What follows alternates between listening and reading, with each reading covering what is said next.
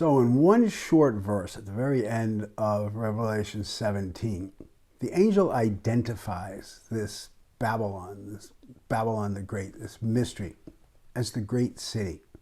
Is it possible that at the very end, as the nations come swarming around Jerusalem, Armageddon, that Jerusalem itself becomes the manifestation of Satan's eighth kingdom, this demonic kingdom that all along has been behind the other kingdoms? Keep in mind, I'm not saying that it's the Jews, that the Jews are the enemy, that Jerusalem's been the enemy the whole time. That's a very important point, and I won't let that one go.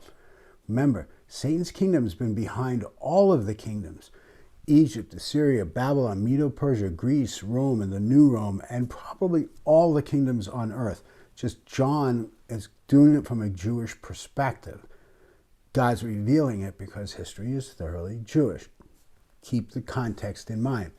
But by the time we get to the end of history, that's where it's all manifesting. It's all coming to a head. It's a clash of the titans. Two kingdoms, two cities. The kingdom of Satan, the kingdom of God.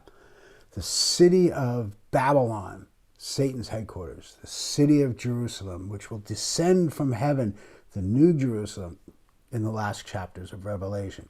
It's coming to a climax. We have one more place to go, and that is Ezekiel chapter 23. And we're introduced to two whoring sisters. Now, those are God's words, not my words. And they're got similar sounding names, kind of funny names. It sounds like they should be some sort of country western song. Ohola and Oholibah. Ohola is a stand-in for Samaria. That's the capital of the northern tribes that went into captivity in 722 BC. Oholibah is Jerusalem. And so remember, Ezekiel is writing during the Babylonian captivity of the 6th century BC, and God is prophesying through him. The word of the Lord, Ezekiel 23, came to me, son of man, there were two women, the daughters of one mother. They played the whore in Egypt. Now, that's an important statement because Ezekiel is writing at the time of the Babylonian captivity in the 6th century, 500s BC. Egypt was much earlier than that. It was 1,000 years earlier than that. Why Egypt? Remember, Egypt is where God made his stand against the god of Egypt, the gods of Egypt. Remember Exodus 12:12. It's not only there that God went to war against Pharaoh, but he went to war against the gods of Egypt. That's the picture of the spiritual battle. That's the place of the demonism, and God won't let that go. He keeps saying his children, the children of Israel, learned their idolatry in Egypt. He says it in verse 3, verse 8, verse 19, verse 21, verse 27. He will not let it go. Even though they're going to captivity in Babylon, Egypt was the problem. So they played the whore in Egypt. They played the whore in their youth. Their breasts were pressed and their virgin bosoms handled. This is God writing this. I couldn't even say this at home, let alone here in the Bible. This is in the Bible. God was really mad at them. And both sisters were doing this. And the older Ohola, Samaria, was doing it. And Oholibah, the youngest one, was even worse. Jerusalem was even worse than Samaria. And that's what this chapter is about. And they played the whore, and then therefore Samaria goes into captivity into Assyria. Verse 8, interesting. She did not give up the whoring that she had begun in Egypt. That tells you that this is idolatry. God is concerned about the idolatry. That pegs it back again to Revelation 17. We're talking about demons. We're talking about idolatry. So, Ohola is Samaria. She winds up getting punished. But Oholibah, Jerusalem, is even more skilled at it. In fact, if you look at verse 14, she carried her whoring even further. She saw men portrayed on the wall. All she had to do was look at the pictures. Now, in her case, they're Chaldeans or Babylonians. Not even Assyrians, Babylonians. She looked at pictures on the wall of Chaldeans, Babylonians, portrayed in vermilion, shining clothes, really jazzy suits, wearing belts on their waists with flowing turbans on their heads, and all of them the appearance of officers, the likeness of Babylonians whose native land was Chaldeans. And when she saw them, she lusted after them, and sent messengers ahead to Chaldea. And the Babylonians came to her into the bed of love and defiled her with whoring lust. I mean, this is really bad stuff. Verse 19, yet she increased her whoring. Remember the days of her youth when she played the whore in the land of Egypt. That ties it back to her idolatry. This is all about her idolatry. Look at verse 22. Therefore, O Oholibah, thus says the Lord, behold, catch this, I will stir up against you all your lovers from whom you have turned in disgust, and I will bring them against you from every side. Remember Revelation 17. All the nations will be stirred up against the prostitute. This is God that's doing it. Look at verse 30. In verse 30 it says, your lewdness and your whoring have brought this upon you because you played the whore with all the nations. That's prophetic back there in Ezekiel 23, because technically she was only doing this with the Babylonians. But God is expanding this and saying, you've done this with all the nations. That's the problem with Babylon. That's Revelation 17. God is interchanging these two characters. He's talking about Babylon, he's talking about Jerusalem, he's talking about all the nations, and he's intertwining them here in the Old Testament. What do we come away thinking? There's not a lot of difference between Jerusalem and Babylon and the picture in the Old Testament and the picture that's given in Revelation 17. It's amazing, because what happens right after all of this, oh, by the way, look at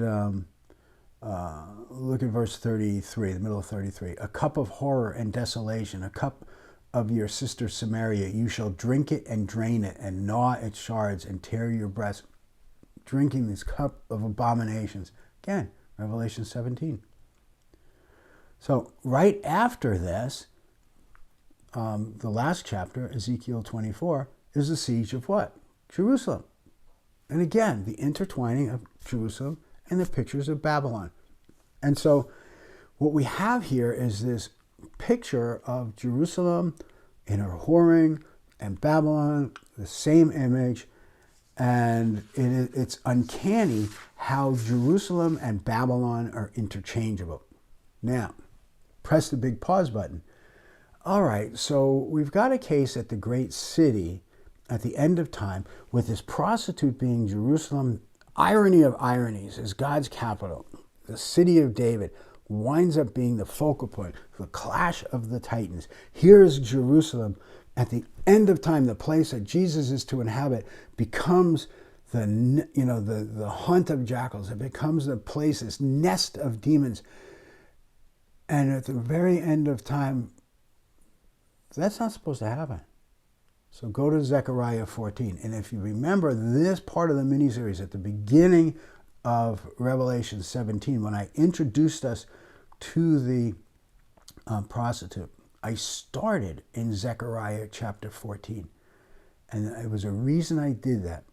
Listen to the prophecy of Zechariah 14. This is now the end of the tribulation. This is the very end. This is the battles of Armageddon. This is the drum roll. Dun, dun, dun, dun. This is like, the armies have now come together. It looks like God's people are going to lose. All the nations are gathered together. Looks like the devil won. Behold, the day is coming for the Lord when the spoil taken from you will be divided in your midst. He's talking about Jerusalem. For I will gather all the nations against Jerusalem to battle. Remember Revelation 17? And gather all these nations against Babylon, this prostitute. The city shall be taken and the houses plundered and the women raped. Doesn't sound like things are going well for Jerusalem. Half the city will go into exile, but the rest of the people shall not be cut off from the city. But, just like a great movie, boom. Then the Lord will go out and fight against those nations, is when he fights on a day of battle. And you're sitting there in the movie theater, you're going, but so are the demons. They're going, On that day his feet shall stand on the Mount of Olives that lies before Jerusalem on the east, and the Mount of Olives will be split in two from east to west by a very great and wide valley, so that one half of the mount shall be moved northward and one half southward, and you shall flee to the valley of my mountains, and the valley of the mountains shall flee to Azal. You shall flee as you fled in the earthquake in the days of Uzziah, the king of Judah.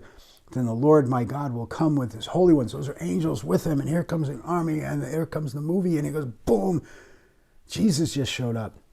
On that day there shall be no light or cold or frost, and there shall be a unique day which is known to the Lord, neither day nor light. At evening there shall be light. And here in Jerusalem, Jesus just came, the Messiah. And guess what? If you go back a couple chapters, Zechariah has foreshadowed it 2 chapters ago. The oracle of the word of the Lord concerning Israel. Thus declares the Lord, who stretched out the heavens and founded the earth and formed the spirit of man within him. Behold, I am coming. Behold, I am about to make Jerusalem a cup of staggering to all surrounding peoples. The siege of Jerusalem will also be against Judah. On that day I will make Jerusalem a heavy stone for all peoples. All who lift it will surely hurt themselves. All nations of the earth will gather against it. On that day, declares the Lord, I will strike every horse with panic and its rider with madness. But for the sake of the house of Judah, I will keep my eyes open when I strike every horse of the peoples with blindness. Then the clans of Judah shall say to themselves, the inhabitants of Jerusalem have strength through the Lord of hosts their God. On that day I will make the clans of Judah like a blazing pot in the midst of wood, like a flame torch among sheaves. And they shall devour to the right and to the left and the surrounding peoples, while Jerusalem shall again be inhabited in its place in Jerusalem. This is a good day. They're winning the battle. The Lord will give salvation to the tents of Judah first, and the glory of the house of David, and the glory of the inhabitants of Jerusalem may not surpass that of Judah. On that day the Lord will protect the inhabitants of Jerusalem, so that the feeblest among them on that day shall be like David, and the house of David shall be like God, and the angel of the Lord going out before them. On that day I will seek to destroy all the nations that come against Jerusalem. Catch this, verse 10. On that day I will pour out on the house of David and on the inhabitants of Jerusalem a spirit of grace and pleas for mercy, so that when they look on me, on him who they have pierced, they shall mourn for him as one mourns for an only child, and weep bitterly over him as one weeps for a firstborn. This is when they recognize the Messiah. So here's the crescendo of history, when it looks like the devil is going to win, when the nations come against this prostitute, when the satanic kingdom looks like it has just won. Jesus shows up, and all of a sudden his people recognize him. And he remembers his covenant, and he says, all is forgiven. And instead of casting them into hell, he saves them. And all of those who seek to destroy Jerusalem instead will be destroyed. And God will reach down, and he will save, and he will rescue. This is how the world ends, or at least that the tribulation ends. And then according to Matthew 25, Jesus holds court, sets up the sheep and goat judgment. And he will allow those to enter his earthly kingdom at that point for his 1,000-year reign. We're going to get to that. The point is that here at the end of the tribulation, everything comes to a climax around Jerusalem, the great city. Satan's kingdom falls, and Jesus comes back. But before we can come to the return of Jesus in chapter 19, we have to deal with Revelation 18. And there is a cry. Fallen, fallen is Babylon the Great. She's become a haunt of demons. And we're told, come out of her, my people. And that's where we go next.